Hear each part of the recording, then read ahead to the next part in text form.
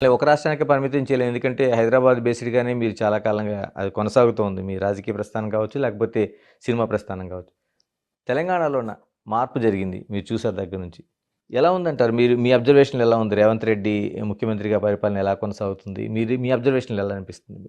రేవంత్ రెడ్డి బాగా చేస్తున్నాడు. రేవంత్ రెడ్డి వల్లే ఇక్కడ కాంగ్రెస్ పార్టీ అధికారంలోకి వచ్చింది. మిగతా నాయకులంతా ఉన్నా కూడా వీళ్ళందరినీ తీసుకురావటం, అతని స్పీచెస్ కానీ, మీడియా మేనేజ్మెంట్ కానీ, సోషల్ మీడియా మేనేజ్మెంట్ కానీ, ఆ స్లోగన్స్ కానీ, ఐ డోంట్ నో ఎవరున్నారు వెనక నాకు టీం తెలియదు కానీ, but the way is organise last 3 months election ముందు బాగా చేసుకుంటూ వచ్చారు. దానివల్లే వచ్చింది ఇక్కడ అధికారం. వచ్చిన తర్వాత కూడా అందరినీ కలుపుకెళ్ళటం అది చేస్తున్నాడు. కాకపోతే ఈ 6 నెలలు ఎలక్షన్ కోడ్, మళ్ళీ సెంటర్ ఇవన్నీ వచ్చిన దాని మూలాన వచ్చిన పరిపాలనలో అతని మార్క్ ఇంకా కనపడలేదు. ఓకే.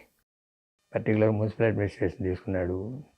రియల్ ఎస్టేట్ ఎలా ఉంటుంది, ఎక్స్పాన్షన్ ఎలా ఉంటుంది, వాట్ ఆర్ ఫ్యూచర్ ప్లాన్స్, ఆయనకి మైండ్లో కొన్ని ఉండొచ్చు, ఇంకా ఇంప్లిమెంట్ చేయలేదు. దాని ప్రాబ్లమ్స్ కానీ, ఈ ఎలక్ట్రిసిటీ ప్రాబ్లమ్స్ కానీ, ఇరిగేషన్ ప్రాబ్లమ్స్ కానీ, రకరకాల ప్రాబ్లమ్స్ ఉన్నాయి. ప్రామిస్ చేసినవి ఉన్నాయి. లేడీస్కి బస్ ప్రయాణం ఉచితం అన్నారు, లేకపోతే రైతు పెన్షన్స్ అన్నారు, రైతు బంధు పథకం అన్నారు. ఈ ఇంప్లిమెంటేషన్లో ఎంత బాగా సక్సెస్ అవుతారనేది ఇంకా మార్క్ పడలేదు. ముందు ఎలక్టరేట్ని నమ్మించడం వరకు చేయగలిగారు, అధికారంలోకి వచ్చారు. వచ్చిన తర్వాత పరిపాలనలో కూడా మార్క్ కనిపించాలి.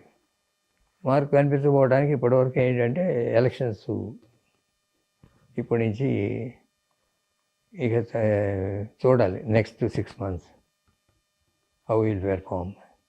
బాగా చేస్తాడని అనుకుంటున్నా, ఎబిలిటీ ఉంది. బట్ అందరూ సహకరించాలి. క్యాబినెట్ మంత్రులు, అటు కేంద్రం అపోజిషన్ పార్టీ ఉంది, బీజేపీ, వాళ్ళు ఎంతో సహకరిస్తారు. వనరులు కావాలి కదా, మరి సంక్షేమ కార్యక్రమాలు చేయాలంటే రెవెన్యూ పెంచుకోవాలి. శ్రీరావు గారుగా మీకు, హనుమంతరావు గారు అన్నయ్య గారికి, తర్వాత సూపర్ స్టార్ కృష్ణ గారికి ఈ రాజకీయం అనేది అంటే సినిమా ఇండస్ట్రీతో పాటు రాజకీయాల పట్ల అవగాహన, ఆ ప్రయాణం కూడా జరిగింది. ఇప్పుడు మీ దగ్గర నుంచి చిన్నప్పటి నుంచి చూస్తున్నారు. మహేష్ బాబు గారికి అలాంటి ఇంట్రెస్ట్ ఏమైనా ఉందండి? సైలెంట్ అబ్జర్వ్ చేస్తాడు కానీ ఇంట్రెస్ట్ లేదు.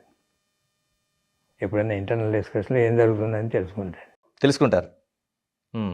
భవిష్యత్తులో వచ్చే అవకాశం ఉందంటారా?